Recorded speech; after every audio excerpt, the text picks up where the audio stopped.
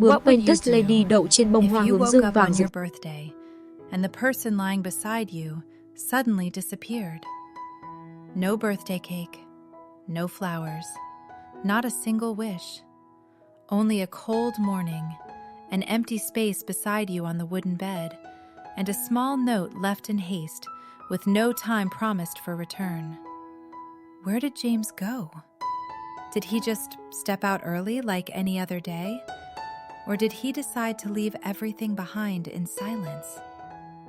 If you've ever been afraid of the feeling that someone important might suddenly vanish from your life, stay with this story. Press like as a birthday wish for Diep, and subscribe to join us in discovering what really happened on that cold birthday. Diep woke up a little later than usual, not because she had overslept, but because that morning arrived too quietly. So quiet that it felt as if the wooden house had been cut off from the outside world. No footsteps, no sound of a stove being lit, not even the familiar soft cough James usually made when he woke up early. She reached out to the side by habit, a motion repeated for so many years, hoping to touch the familiar warmth.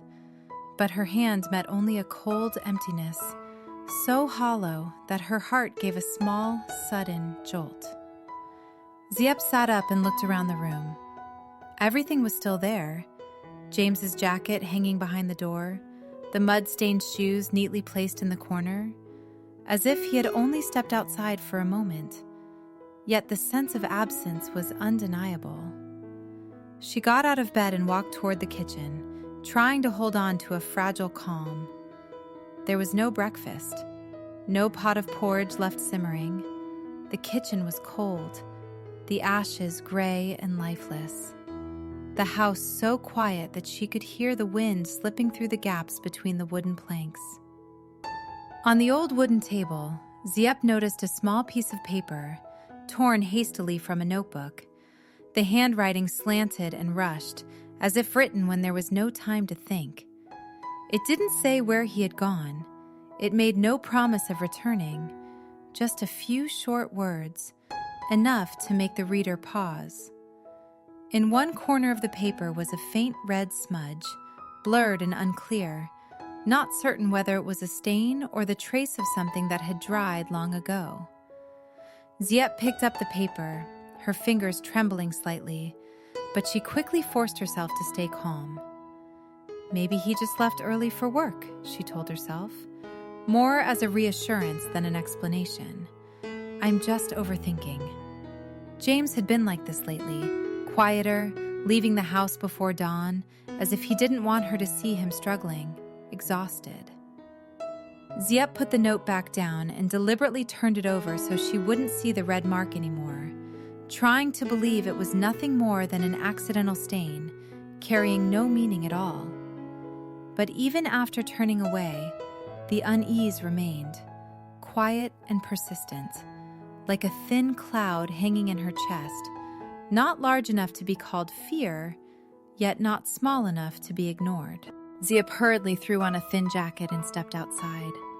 Not because she was certain something bad had happened, but because she could no longer sit still in that empty house for another minute. The dirt road in front of the house was still damp with dew, slightly slippery under her feet. The familiar hills suddenly felt wider and deeper than usual, as if taking even one slow step might cause everything to slip out of reach. She walked around the hills, following the narrow paths James often took. The wind swept through the dense trees, carrying a light drizzle that fell onto her shoulders. Diep met a few familiar faces. They looked at her, nodded in greeting, and gave almost identical answers. Some said they had seen James leave very early, when the sky was still dim. Others remembered him carrying a few woodworking tools strapped to his back. But when Diep asked where he was going, everyone shook their heads. No one knew. No one asked.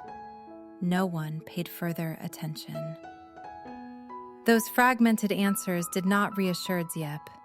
On the contrary, they made the emptiness inside her grow little by little. She kept walking, past the gentle slope leading into the forest. This place was not dangerous. No steep cliffs, no frightening stories. Just dense, damp woodland, familiar as any other day. But today, each step felt heavier. A fine rain fell steadily, seeping into her hair, into the collar of her jacket, chilling her slowly, very slowly. Diep began to realize what truly frightened her. Not because James was weak, nor because he couldn't take care of himself. She was afraid because he had just lost everything. Lost money, lost his job, lost the position that had once made him believe he was a solid pillar for his family. And she understood men, especially those who had once stood very high. When they stay silent for too long, when they no longer speak their fears aloud, that is when they are most likely to do something reckless. Diep stopped in the middle of the forest path. She called James's name, once, then again. Only the sound of rain answered. On the other side of the hill, where Diep's calls could not be heard, where no worried eyes were watching, James stood alone on a patch of damp ground, bending over before an old tree, so still that if one did not look closely, it would seem as though he had been standing there for a very long time. In front of him lay rough wooden planks scattered messily, some already ruined, some still intact, and all of them bore the marks of clumsiness. James tried to set the frame up once more. The wooden beam tilted, refusing to stand firm. He held it, adjusted it slowly, then let go. It fell. A dry sound echoed in the empty space. James did not curse. He did not grow irritated. He simply stood there looking at it for a few seconds, as if gradually getting used to the fact that things no longer obeyed him. His hands were reddened from friction, tree sap filling the gaps between his fingers, small scratches seeping clear fluid mixed with sweat. That was not what he feared. What slowed him down was the strange feeling of realizing that he could no longer work faster, could no longer use money, power, or words to make things turn out the way he wanted. James bent down, picked up the fallen beam, set it aside, then chose another one. He started again from the beginning, slower, more careful. Each strike of the hammer landed heavy and steady, no longer rushed like before. His shirt was soaked dark across his back, smeared with dirt and sap, but James did not notice. He focused only on what he was trying to build, as if that were the only way to keep himself from thinking about anything else. From time to time, James paused, staring at his hands for a long while, not out of pity, but as if to make sure they were still there, still capable of doing something, slowly, imperfectly. He did not know where Diep was at that moment. He did not know whether she was worried. He only knew that if he stopped, if he returned empty-handed, there were things that could never be made up for. James bent down again, struck one more blow, then another. No one witnessed it. No one applauded. Only a man quietly learning how to stay, using nothing but his own hands. When Diep returned, the sky had already slipped into late afternoon. The rain had stopped, leaving only droplets clinging to the leaf roof, dripping steadily into the yard, creating a sound that felt sad and weary. She stood in front of the wooden house, looking at the half-closed door, her heart sinking ever so slightly. After a whole day of searching, calling out, reassuring herself, and then falling back into panic, the only thought left in Diep's mind, one she tried to avoid but could not push away, was that perhaps he had truly left. The yard was darker than usual. No cooking fire, no sound. The house looked as if it had been abandoned. Diep stepped inside, set her damp jacket on a chair, and sat down for a long while, her eyes fixed on the empty space before her. She did not cry. she did not call James's name anymore. Sometimes, when fear goes too far, all one has the strength to do is remain silent. Then, as Diep stood up, about to close the door to keep out the cold wind, a small light suddenly flickered on in the corner of the garden. Not bright, not dazzling, just tiny points of warm yellow light hanging low beneath the old tree behind the house. Diep froze. Her heart pounded so hard she felt she could hear it in her chest. She stepped into the yard, moving slowly, as if afraid that taking even one step too quickly would cause the scene before her to vanish. Beneath the tree, a corner of the garden had been tidied up. There stood a wooden swing, rough, unfinished, its ropes slightly uneven, so clumsy that it could not hide the fact that it had been made by hands unaccustomed to this kind of work. James stood beside it. His clothes were smeared with dirt. His hands were wrapped in makeshift bandages. On a small wooden table sat a simple cake, misshapen, its surface darkened from being overbaked.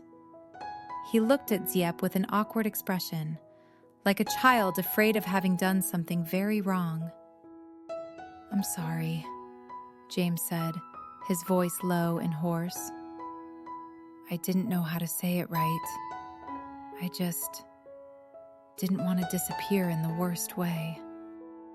Diep stood still for a few seconds, then burst into tears. Not because of the cake, not because of the swing, but because the man in front of her was still there. She stepped forward, lightly hit his chest, crying as she spoke, each word breaking apart with her trembling breaths. "I don't need gifts. I just need you not to disappear." James held Diep tightly, awkward but firm. Under the small lights, in that simple corner of the garden, the swing swayed gently in the wind, carrying with it a strange feeling, not complete happiness, but a healing that arrived just in time, before everything shattered completely. The small room door opened softly. Little Ly appeared in the doorway. She stood there, watching the two adults embracing in the yard, then trotted over, tugged at Diep's clothes, and wrapped her arms around her mother's waist. That moment came so naturally, as if the long day of unease and exhaustion had never existed.